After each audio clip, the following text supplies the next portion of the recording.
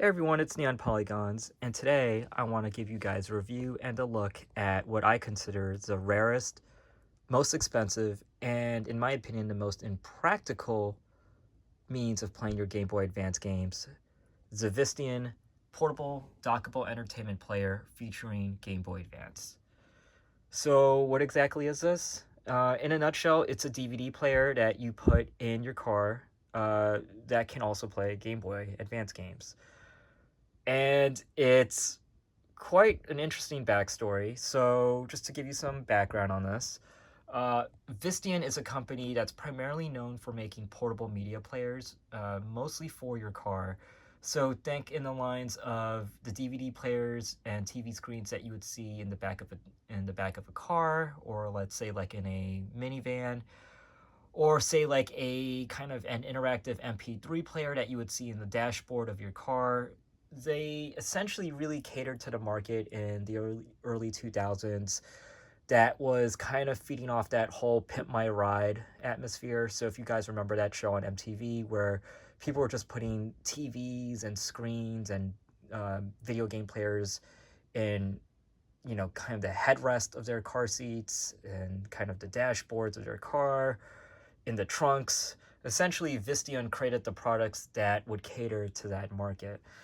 So this player specifically is very interesting in the sense that it came out in 2006 and would be featuring Game Boy Advance technology in it. Now, just kind of remember like the time in video games in which this came out. This essentially came out just a few months before the Nintendo Wii was being released. The Nintendo DS was already 2 years into its product life cycle, and the Game Boy Advance was not essentially, I'd say, discontinued, but it was already being phased out of Nintendo's product line. So for this to be featured and released in a new piece of technology or a new product in 2006 was kind of an odd choice for Visteon. But it all makes sense when you think about from Nintendo's standpoint. Basically, this was hardware that they were no longer really supporting, and really hardware that they weren't going to get much incremental revenue, nor were they focusing marketing efforts on. So from their viewpoint, this was like a win-win. They essentially got to get additional revenue from licensing fees from, providing Game Boy Advance technology to Visteon, and at the same time, it kind of opened up like another channel for them to kind of sell software without it cannibalizing hardware sales from the Game Boy Advance itself. Mainly for two reasons. One, because this was only meant for DVD players that were going to be put in cars, and at which it came out at a very expensive price point. And secondly, because in reality, Nintendo wasn't really pushing the Game Boy Advance anymore at that point. So they really didn't have anything to lose by kind of giving their technology to Visteon to use in a player that really wasn't going to hurt them in any capacity. So this is very much different than, say, for example, when you think about, let's say, how the Sega in the early 90s, when Sega was licensing the Genesis and Sega CD technology to JVC to put in kind of their own CD players. And in this case, Nintendo essentially was saying, hey, go ahead, take the technology, pay us for it. It doesn't even compete with us. So for Nintendo, this was a big win. For Visteon, it also was somewhat of a win, but an odd win. Again, Visteon isn't the only portable DVD player manufacturer for cars that's out there. So them being able to get Nintendo technology into their products, it's very unique, and in the sense that it does give their product, something that's different to stand on. And this product specifically wasn't really meant for, I would say, like the BMWs or any of those cool cars that you would see on Pimp My Ride. This was meant more so for kind of like family vehicles. So think like minivans. And in fact, you even see it there in the box. It's, this specific product is the ultimate baby seat or backseat babysitter. So to give you a look at the box, this is essentially what it comes with. Does not come with these two, but the box just really just comes with this unit and the portable battery that comes with it. And it's kind of a creepy picture of Mario playing the Game Boy Advance player, so it's kind of odd. So the way how this was kind of marketed was essentially it's a portable DVD player first, Game Boy Advance technology as a bonus. So don't think of this that it was sold as or marketed as, hey, it's a Game Boy player that has DVD capabilities. It was more so it's a DVD player with Game Boy capabilities.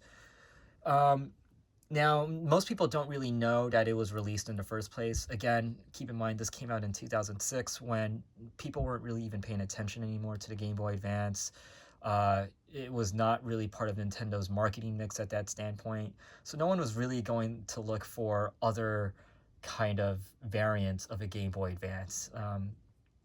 The last Game Boy Advance that Nintendo released was the Game Boy Micro.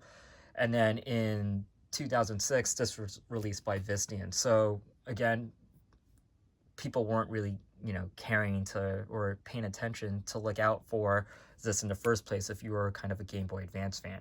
But really the main reason people didn't know about this was because Visteon wasn't really selling this unit in big box retail. So you would not see this at a Target or a Walmart, and actually even a Sears auto shop, actually. So the only way when it was initially released that you could have got this was through aftermarket means. And what I mean by that was you have a car, let's say you just bought like a brand new Nissan minivan, and this was one of the options that you could essentially ask your dealer to say, hey, I'd like to have this a DVD player installed. So what would happen is after you buy your car or used car, essentially you would tell your dealer, or let's say like an auto shop that would be customizing your car, I'd like to add in a DVD player. They would then provide you with the options of like, here are the DVD players or media players that are out there in the market, and this would be one of your choices. And if you decide to get this, they would place a direct order with Visteon, and thus Visteon would send it directly to the dealer or to the auto shop for them to install. So technically, when this was first released, it was not sold in a commercial standpoint where you could just go in a store and pick it up. Secondly, the price point of this unit when it came out, I believe, was about $5.99 or $6.99. So it was, again, do keep in mind this is 2006, so portable DVD players were still expensive at that standpoint, and DVD players that you had to kind of install in your car, that just kind of adds to the price. So these were not very cheap when they first came out, so that just kind of also, I would say, made it harder to kind of come across. And of those that were out there in the market, most of these were kind of just purchased when people bought a new car. So eventually over time, toward the late 2000s, so I think 2009, 2010, Visteon was trying to kind of unload this stock. So that's when it finally started making it to retail stores, but not in the sense of retail stores like Best Buy or electronic stores, but still kind of like auto shops. So again, you factor in all these scenarios where, okay, it was only sold really initially through direct to consumer to people buying a new car. So people who are only just paying thousands of dollars and then adding this as kind of an add-on. Secondly, the high price point. And third, just kind of, not a lot of these were also manufactured, and not a lot of them are actually out there in the wild. It just makes it even more rare or rarer today to kind of just come across and purchase. But I do have a trick where you can find these and where you can find it affordably. So stay tuned. I'll get into that later in this video. So as you can see here from the box, it says exactly all the features that it can do. It can play Game Boy Advance games, it can play DVD movies, and it can play audio CDs, MP3s, and WMA files via the CD if it's burned onto the CD itself. So here is the unit. So it doesn't come with a plug. So it's kind of weird when you buy this that it doesn't come with its actual power source. It comes with a portable battery that is part of the unit. and I'll turn it to the side, that goes in here. And so the way how this works is that you would actually have to purchase the dock station separately from Visteon, and the dock station you can actually find quite easily on eBay. In fact, it fits multiple models made by Visteon.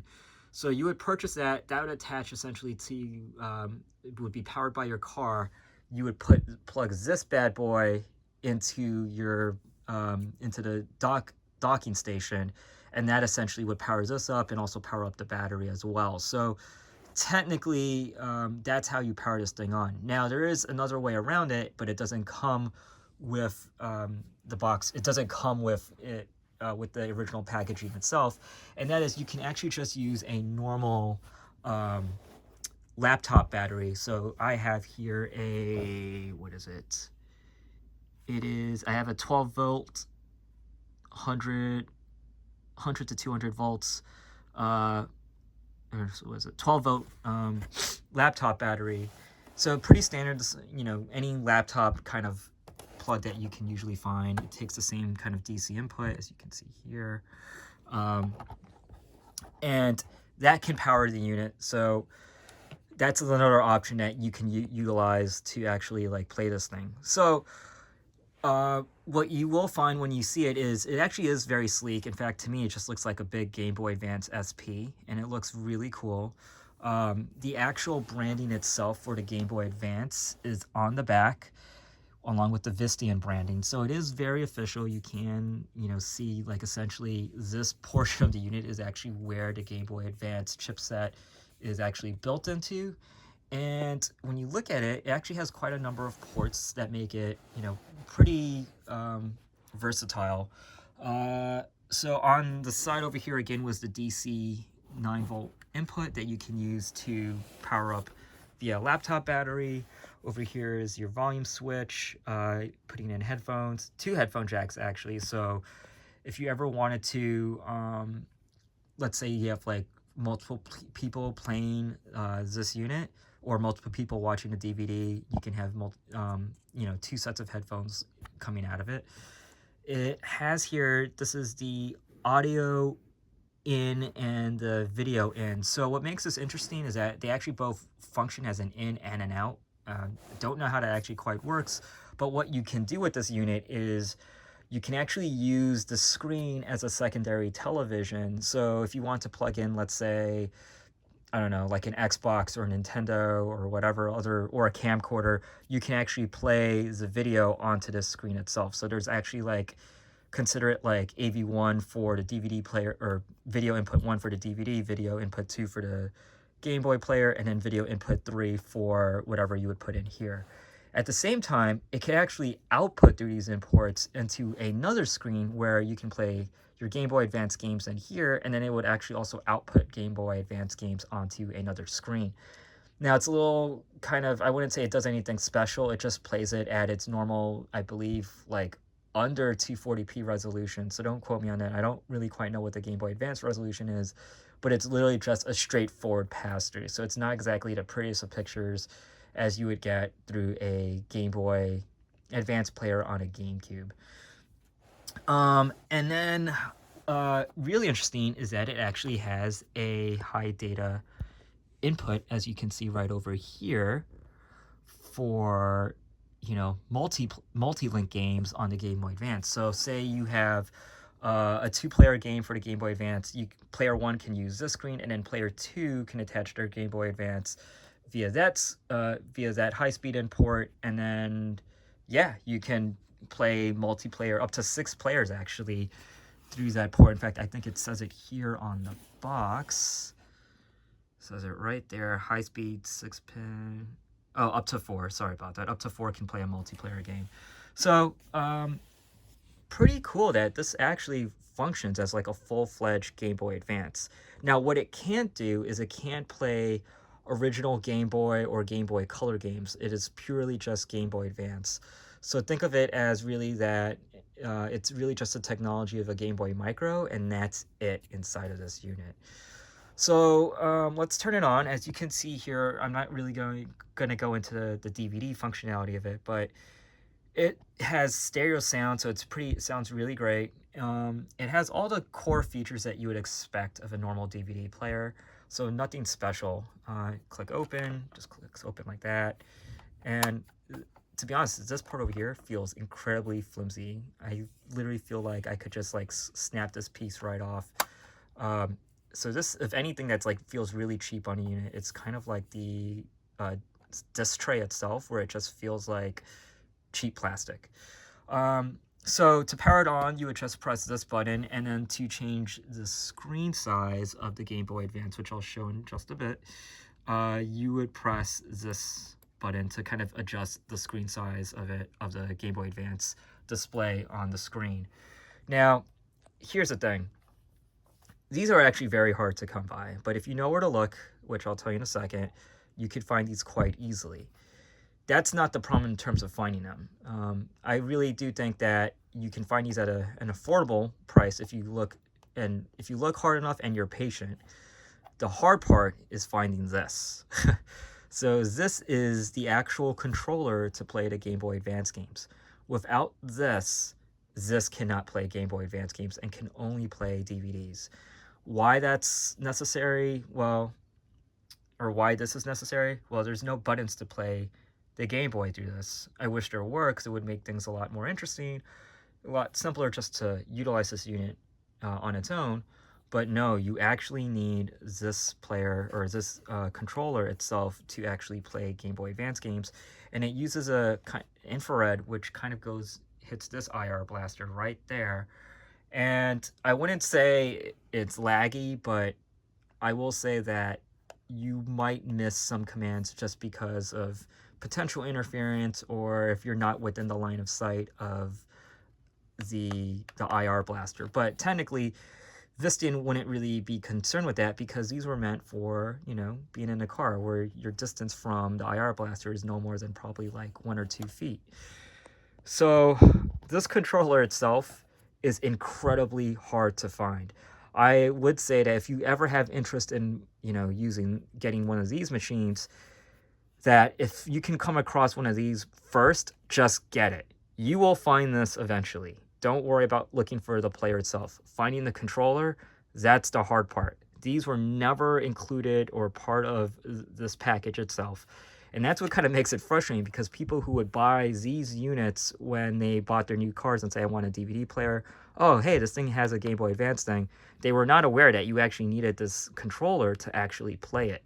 Now, looking at the controller itself, it looks kind of clunky, it looks kind of uncomfortable.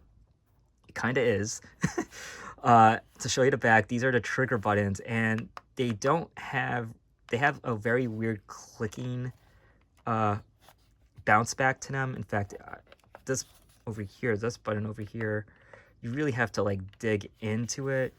And, you know, for games that require the shoulder buttons on the Game Boy Advance, it really sucks. It is really not a great experience using this controller. The D-pad feels fine to a point, but I can't see myself getting carpal tunnel from using this thing.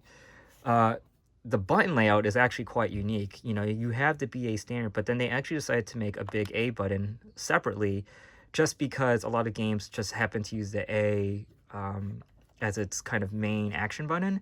So they wanted to make it easy and just make one big A, right? So yeah, I guess controller is really hard to find. If you can spot it in the wild, go for it. Even if you don't get this, don't worry. This, you can make up for it and resell it in high enough value that people who got this will be like, dude, where'd you get that, right? So this controller was not designed by Nintendo. It was designed by Visteon, and you can tell, you know, if Nintendo was at this, they want to do something. They want to do us dirty like this. So, but nonetheless, it is a playable controller. It's not bad. It's just not great. It can get uncomfortable if you have to use things that use the shoulder buttons, but all else considering, for stuff that just require the main A as the action button, it will suffice. So let's turn this guy on, and you turn on by just pressing the power button. And that's the startup.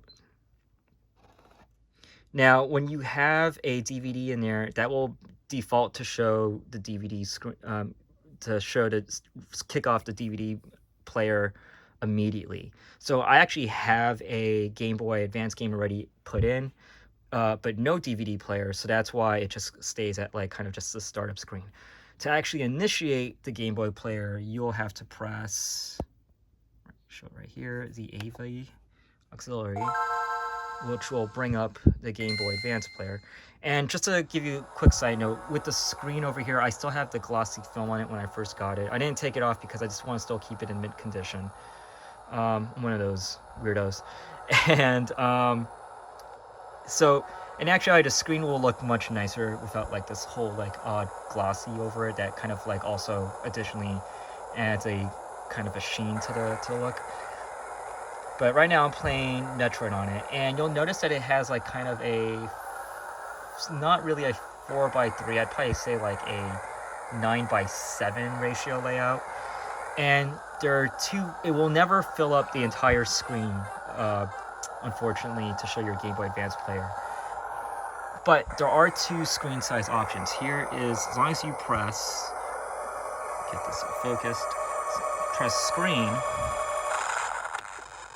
it will make it slightly wider to a semi 16:9 layout. Not quite 16:9, but you know, a good attempt. I do think, while this is not necessarily the best resolution and the best means of playing Game Boy Advance players, the screen actually looks quite good. Again, just keep in mind that you are stretching a resolution that is probably less than 240p, and having to put it on this screen, which I believe is also which is a true 240p output. It does look quite well. The colors to me don't look bad. You know, things tend to look a little bit pixelated, but in my opinion, it looks no worse than, I'd say, you know, playing a Super Game Boy on a modern television, or sorry, on a CRT. So it's not bad in my opinion in terms of like the screen. It's just not practical, because when you do think about it, you can, if you wanted to play your Game Boy Advance games portably, you would be using a Game Boy Advance SP or Game Boy Micro. If you wanted to play your Game Boy Advance games on a big screen, you would obviously be using a GameCube player. But this, all in all, is not bad. It's still a pretty cool, neat way to play your Game Boy Advance games, especially to play it like in the back of your car. Now, would I recommend getting these for, you know, hardcore Nintendo collectors? Kinda, actually. I would say, yeah, it's actually not that bad of an investment. It is a very unique item to get. Would I get this if I was just looking to play casually Game Boy Advance games? Absolutely not. You know, this is hard to find, very expensive, and not practical. So, you know, you want to just play Game Boy Advance games? Get a Game Boy Advance standalone by itself. But for collectors, this is quite a interesting item. I will say, if you are looking for these units, they are findable at an affordable rate. So I purchased this unit actually at a Goodwill earlier last year, and I purchased it in box for about $40 or $50. The controller itself, however, I had to go purchase through eBay. So then this was much more expensive than actually getting this. Surprisingly not, I actually was at a Pep Boys not too long ago and actually saw this in stock. But it was quite interesting why I saw it in stock. It was actually like way in the back and really dusty. So when I asked kind of the guys at the store about like this unit, most of them didn't actually really know much about it, because according to them, they don't really, at a lot of these auto shops, auto retailers such as Auto Parts and Pep Boys, they don't really kind of unload their stock of like electronics. When I mean electronics, so think like kind of like navigation systems or DVD players or whatnot. What they do is essentially they just keep them there until someone buys it, but they don't purchase like a high quantity to begin with. So And again, like I was looking at a Pep Boys in New York City. So just keep in mind that they get like high volume traffic, and the fact that they would still have this player from almost like 10 years ago still in their stock, it just shows you how little people know about it. So my advice, if you want to go try to find at least just the player, um, don't try looking on like eBay or whatever, because these things will just be like astronomically expensive. Where you can find them though is go to a Pep Boys or Auto Parts, go into their kind of like stock electronics section, and you will have to kind of dig deep. The two Pep Boys, or sorry, the one Pep Boys and the Auto Parts where I both saw these in stock, it wasn't that they were necessarily easy to find. It was easy to find to know that when I got there, they had them. But in terms of like where to look for it, you may have to like look through like a bunch of shelves or a bunch of stock in the back to say like, hey, do you have this in there? In fact, when I went to the one Pep Boys where I said, how many of these do they have? The guy checked their computer system, and he actually said like, oh, we actually have 3 of them, but only 2 were on the shelf, and he said one is probably like in the back somehow in storage. And again, he said like, until they just get rid of these things, they just like sit there and lie in wait. Whereas in comparison to a lot of the other parts that are in these car stores, such as, let's say, for example, I don't know, like car batteries, or parts that are actually for your car to keep it running, those things are consistently rotated in and out and replenished in stock. When it comes to electronics, no, they just pretty much just leave it there until like someone buys it. So these units, really, these DVD playable units, to Pep Boys and Auto Parts, to them it's just a DVD player. And you also got to remember too, most people after 2010 weren't really buying portable DVD players for their cars, because the technology at that point was already becoming, I can just watch videos on my phone. So the cheap way to kind of go about these guys is check Auto Parts or Pep Boys or any kind of like similar kind of car part retailer, and just check their electronics section for portable DVD players. When I saw this at Auto Parts and Pep Boys had this, I believe, it was selling at almost, I think, like only like $49.99 or $59.99, brand new. The controllers, though, however, when I got this on eBay, I had to go get this sucker for around like $100. So unfortunately, like, this is going to be the one that's going to cost you the arm and a leg, as opposed to the player itself. Now, if you went to go on eBay looking for these things, yeah, they're going to cost you like upwards in, I'd say, potentially like $1,000 plus, because they're so hard and rare to find. But for those of you out there watching this video and you stuck away all the way to the end, check your auto retailers that are in your neighborhood, and hopefully they should still have these in stock.